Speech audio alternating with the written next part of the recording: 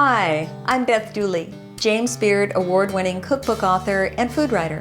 My new cookbook, The Perennial Kitchen, Simple Recipes for a Healthy Future, was inspired by the amazing team of scientists and researchers at the U of M's Forever Green Initiative who are developing perennial grains, oils, and proteins that are both pleasing to the palate and good for our planet.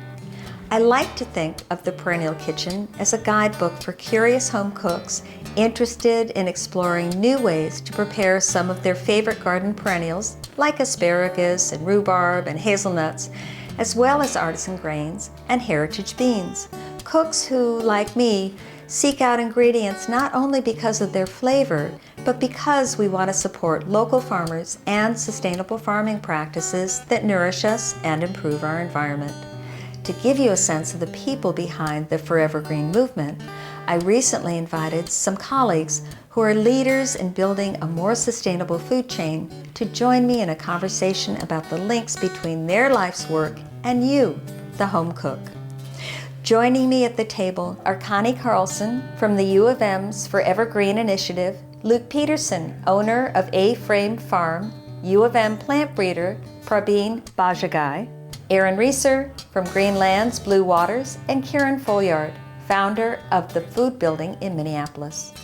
One of the things that's been so fun for me about writing this book is I really see this as a gateway. It's an introduction to what I see as sort of a green fire across our landscape.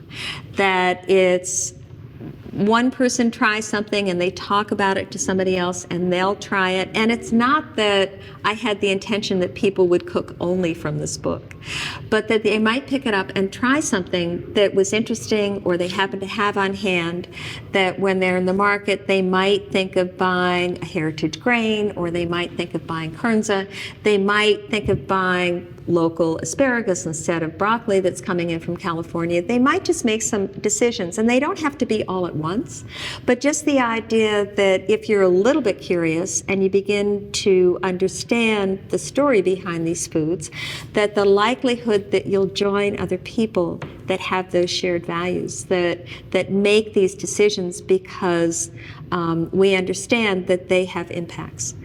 We live in a very extractive economy, and that is what I do. Is I put a seed in the ground, it grows roots, and I pull energy off of those farms. So having perennials, which is very different than an annual plays a short game, and it produces a lot of energy very fast. It's like a day trader, and a perennial is like a long-term investor.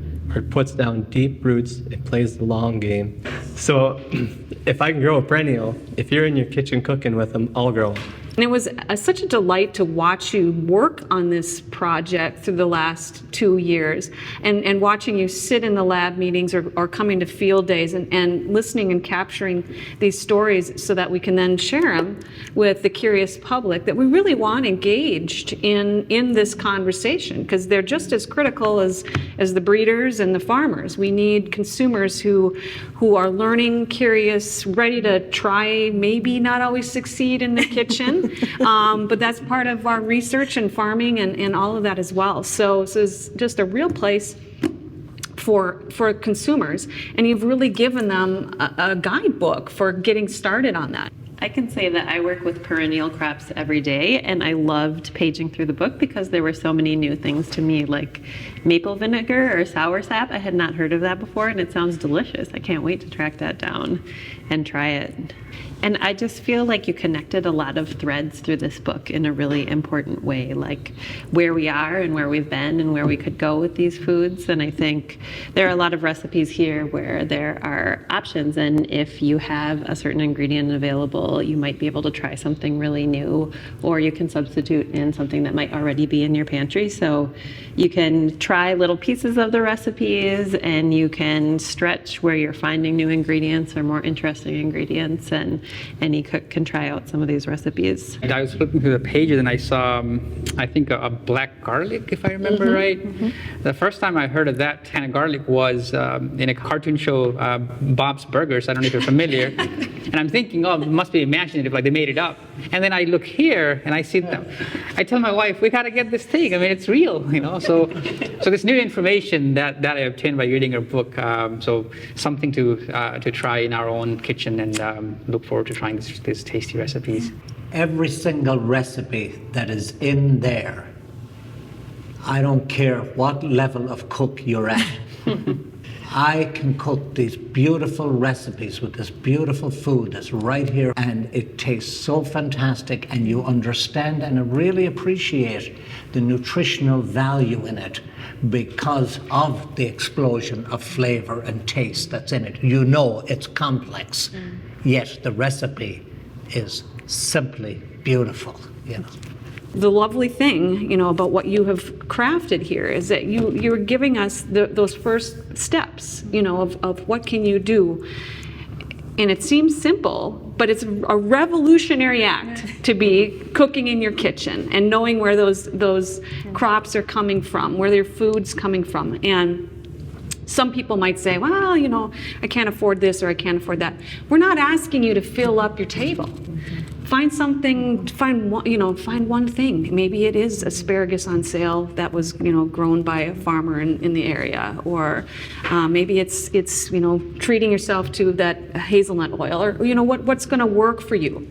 Take those tiny bites and come and be part of what we're working on together. Standing in my fields, wondering how the supply chain is going to use the products that I grow. You cooking is how they get used and how I'm able to be profitable and competitive on my farm for land access, for machinery, for repairs, for all of the expenses that go along with it. I think there's a thread in this book of sort of the everyday perennials that are part of our life that we might not think of as perennials. Like you may be able to walk into the background and see oregano and thyme and find those perennial ingredients in this cookbook. And you might be able to find something really new, like kernza, perennial grain, like we've been talking about. And we've talked a lot about the amazing work that's happening at the University of Minnesota and how important that is and how exciting and new it is. But you also have some very important mentions in this book of long histories of working and eating and growing with a perennialized landscape, and how Indigenous people have been doing that since the beginning of time, and some of the food traditions and present ways that perennial systems are part of lots of different cultures. You have a really great quote at the end of the introduction, and I just love it. You say cooking is an act of showing up in the world, of caring for ourselves and for others. And I think that just really encapsulates a lot of the work that is happening, you know, with everyone sitting at this table, but then countless partners, you know, who aren't here, is that we're showing up. And we're doing the work and connecting and caring for each other. And so thank you for capturing that in this book and letting us share it. In the Perennial Kitchen, you'll find recipes that will inspire you to prepare familiar foods in new ways and discover how easy it is to cook with perennial ingredients that bring new flavors and textures to your table.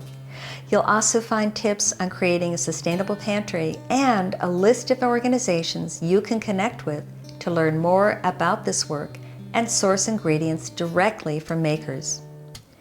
I hope you'll view the Perennial Kitchen as the first step in your exploration of delicious ingredients that will enhance your family's health and support the creation of a more sustainable and resilient food system for us all. Enjoy.